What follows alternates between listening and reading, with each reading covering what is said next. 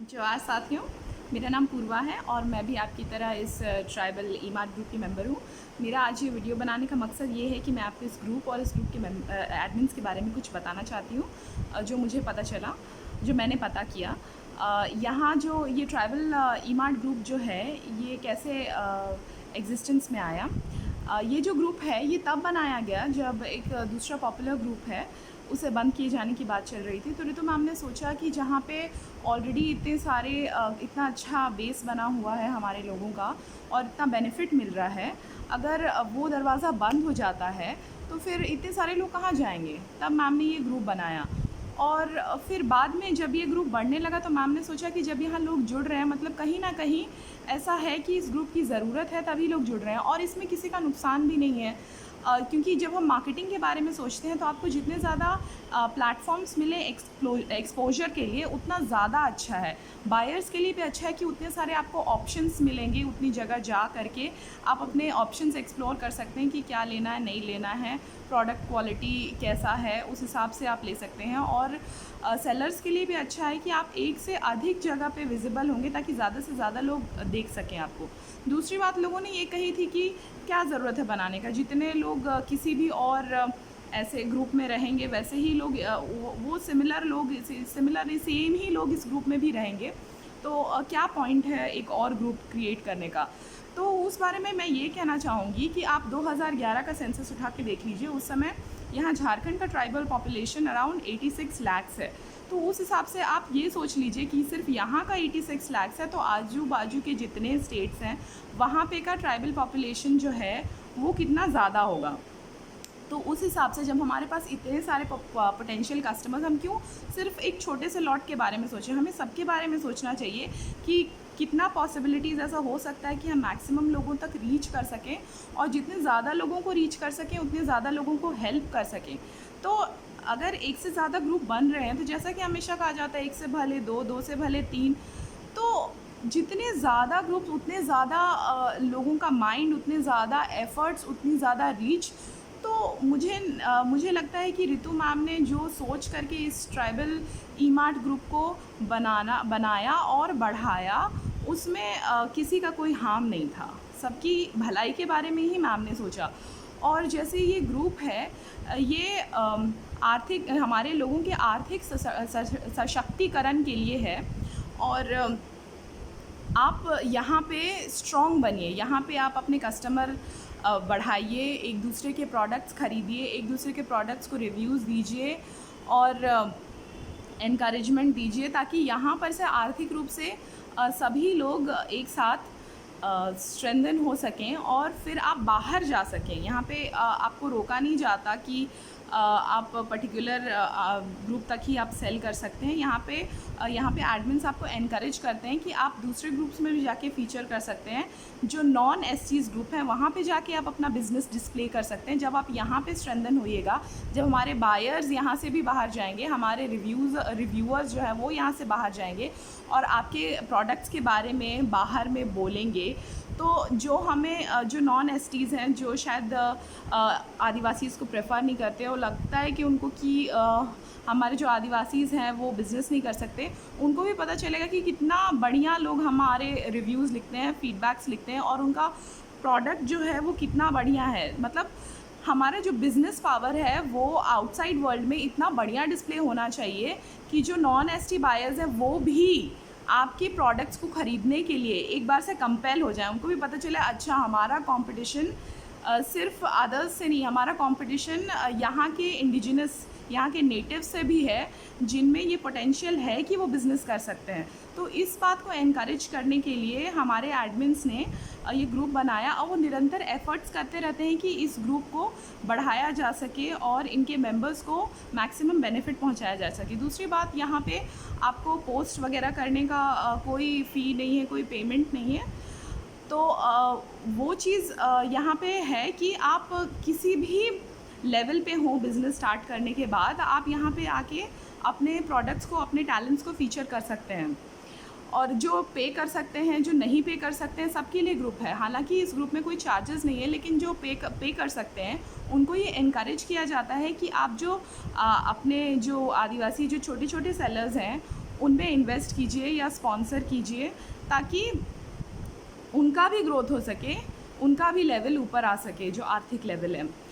जैसे कि classic example है ट्राइबल मैट्रिमोनी का, जो अभी स्पॉन्सर उन्होंने किया था, जो कंपटीशन था वो उन्होंने स्पॉन्सर किया था। अपने फंड्स को वो कहीं भी लगा सकते थे, किसी फ्लेक्स पे, किसी बिलबोर्ड पे, कहीं पे भी लगा सकते थे, बट उन्होंने चूज़ किया कि यहाँ पे इन्वेस्ट किया जाए, क्योंकि हमारे लोगों को ज़्यादा ज़रूरत है एक प्लेटफॉर्म की जो कि स्ट्रॉन्ग इनफ हो उनके प्रोडक्ट्स को फीचर करने के लिए, ताकि यहाँ से आप स्ट्रेंथ गेन कर सके और बाहर वर्ल्ड में जा कर के और इम्प्रूव कर सके, और ऑल टुगेदर हमारा जो सोसाइटी, हमारा जो समाज है वो आर्थिक रूप से ऊपर आ सके। क्योंकि हम और अगर आपको गाइडेंस चाहिए तो इस ग्रुप में एक से जो 5 एडमिन्स जो हैं वो अपने अपने फील्ड में काफ़ी अकम्पलिश्ड हैं।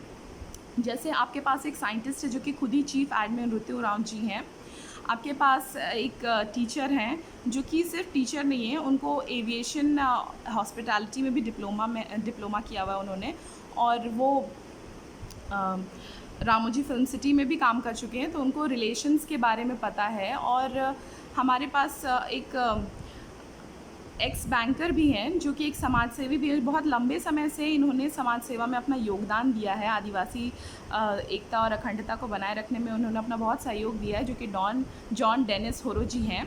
उन्होंने मुंबई में जब वो बैंकर थे, वहाँ पे पोस्टेड थे, तो वहाँ पे उन्होंने छोटानागपुर आदिवासी वेलफेयर एसोसिएशन से जुड़े हुए थे वे, और उन्होंने आदिवासी समाज में उन्नति के लिए जितना कंट्रीब्यूशन है, बहुत सारा कंट्रीब्यूशन है जो उन्होंने किया है, तो वो इस ग्रुप में एक गाइडेंस का, एक मोटिवेटर का काम करते हैं, जो कि जब भी इस ग्रुप में कभी भी हताशा, निराशा या ऐसा कुछ हमारे एडमिन्स या मेंबर्स फील करते हैं, तो उनको एनकरेज करने के लिए हमारे पास एक बहुत ही एक्सपीरियंस्ड, बहुत ही वरिष्ठ, तजुर्बेकार और बुद्धिजीवी व्यक्ति हैं जो हमेशा मार्गदर्शन के लिए तैयार रहते हैं। अगर आपको फाइनेंशियल एडवाइजरी चाहिए तो उसके लिए हमारे पास विवेकानंद उरांव जी हैं, जिन्होंने अपना करियर बैंकिंग में बहुत ज़मीन से जुड़े हुए स्तर से किया है। एग्रीकल्चर ऑफिसर थे वो, उनको ट्राइबल लैंड्स के बारे में पता है, और वहाँ से स्टार्ट करके आज वो आरसेटी के डायरेक्टर हैं।